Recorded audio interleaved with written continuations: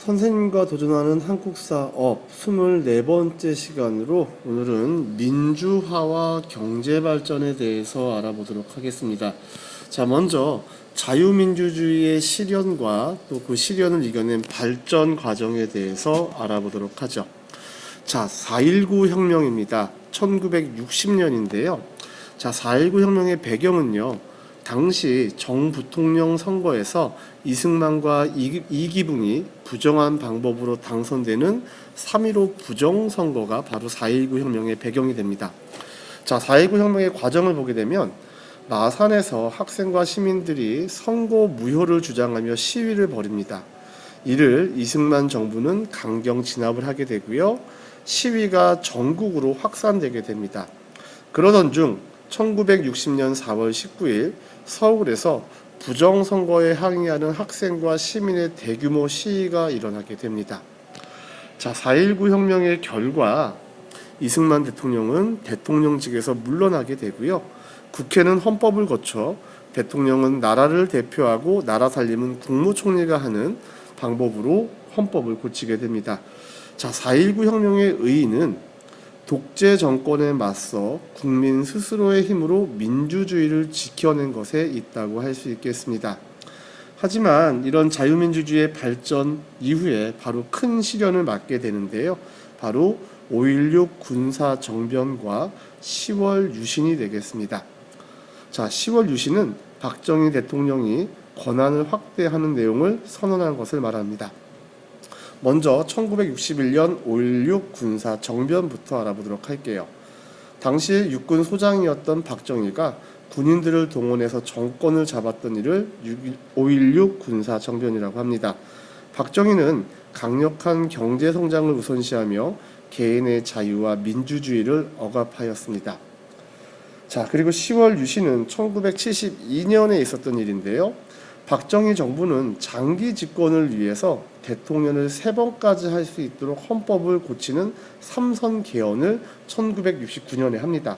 하지만 이것도 부족하여 국가 안보와 지속적인 경제 성장을 구실로 유신을 선포하고 헌법을 고쳤으며 반대하는 사람들을 탄압하기 시작하였습니다. 자, 그러던 중 박정희 대통령 같은 경우에는 김재규의 총에 의해서 목숨을 잃게 되고요.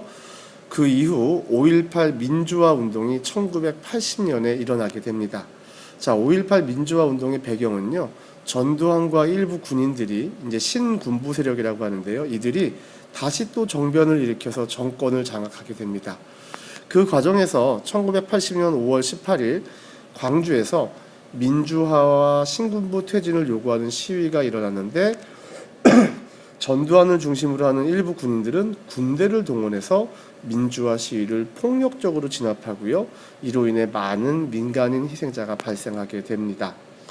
다음은 6월 민주 항쟁에 대해서 알아보도록 하겠습니다. 1987년에 있었던 일인데요.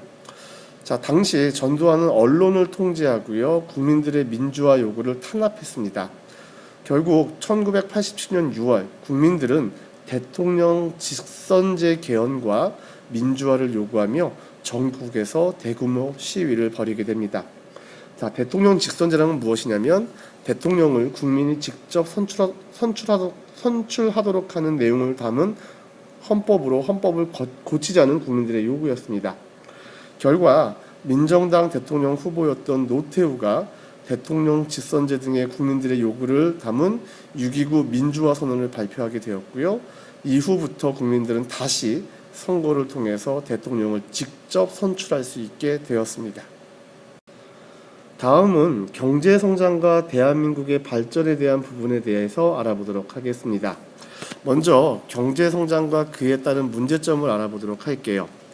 1962년부터 5년 단위로 경제개발 5개년 계획을 추진하였습니다. 서울 부산 간 고속도로 개통, 수출 100억 달러 달성, 이처럼 대한민국은 빠른 경제 성장을 하게 되었으며 외국의 많은 사람들은 한강의 기적이라고 우리나라의 경제 성장을 불렀습니다. 우리나라의 경제 성장은 주로 정부 주도로 대기업 중심의 경제 성장 정책을 추진하였기 때문에 노동자들은 열악한 환경에서 긴 시간 노동하고 낮은 임금을 받았습니다. 다음은 1970년대에 있었던 새마을 운동에 대해서 알아보도록 할게요. 새마을 운동은 근면, 자조, 협동 정신을 바탕으로 한 새마을 운동인데요. 도시에 비해 낙후된 농촌을 잘 살게 하기 위한 운동이었습니다. 하지만 이 운동은 점차 도시, 직장, 공장으로 확산되었고 범국민적 운동으로 전개되게 됩니다. 자, 우리나라의 경제 성장은 계속 성장을 굉장히 고도 성장이라고 하는데 빠른 성장을 하다가 1997년 외환 위기를 맞게 됩니다.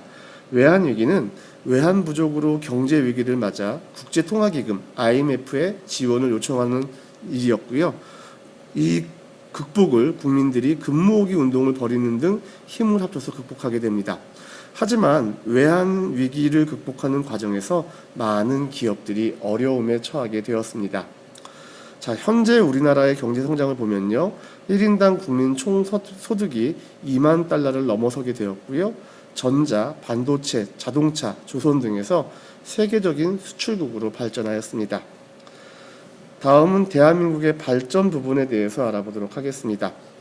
국제경기대회 개최 및 유치를 활발히 했는데요. 서울올림픽 1988년도에 있었고요. 2002년에 한일 월드컵 축구대회를 개최하였습니다. 그리고 2018년에는 평창 동계올림픽 대회를 개최하였습니다. 자, 그리고 또 국제적으로도 영향력을 확대했는데 국제연합 유엔의 사무총장을 배출하기도 했고요. 아시아 태평양 경제협력체 정상회의 개최, 세계 주요 20개국 정상회의 개최, 세계 박람회 등을 개최하면서 국제적으로도 대한민국의 위상을 높였습니다. 자, 이제 우리가 해결해야 할 우리의 과제를 알아보도록 하면요. 급속한 산업화와 도시화로 도시, 농촌 환경 문제 등이 발생하였고요. 저출산 고령화 문제, 개인정보 보호 문제 등이 새로운 사회 문제가 되었고 우리가 바로 이런 문제를 해결해야 될 세대가 되었습니다. 우리나라의 민주주의를 꽃피운 6월 민주항쟁입니다.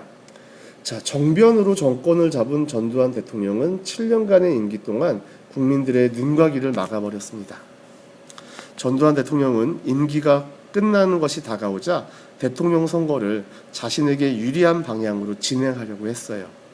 이에 1987년 6월 10일 시민들은 독재 타도와 함께 대통령 직접 선거를 요구하는 전국적인 시위를 벌이게 됩니다. 결국 전두환 대통령은 국민들의 요구에 무릎을 꿇고 직선제 요구를 받아들였는데 이 사건을 우리가 6월 민주항쟁이라고 부릅니다. 자, 이번 시간에 배웠던 민주화와 경제발전에 관련된 핵심 개념 확인 문제 해결해 보겠습니다. 3.15 부정선거가 원인이 되어 일어난 민주화 운동, 바로 4.19 혁명 되겠습니다. 1980년 전두환과 신군부 세력의 민주화 탄압에 저항하여 광주에서 일어난 운동, 바로 5.18 민주화 운동 되겠습니다. 6월 민주항쟁의 결과, 바로 대통령을 우리 손으로 직접 뽑을 수 있는 직선제 요구가 받아들여지는 6.29 민주화 선언이 발표됩니다.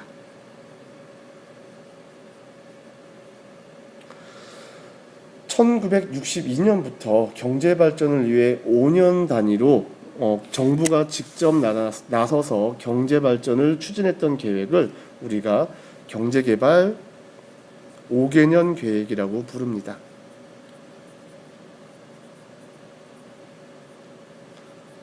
자, 오늘 이렇게 선생님과 함께 민주화와 경제발전에 대한 부분에 대해서 간략하게 공부해 보았습니다. 모두 수고하셨습니다.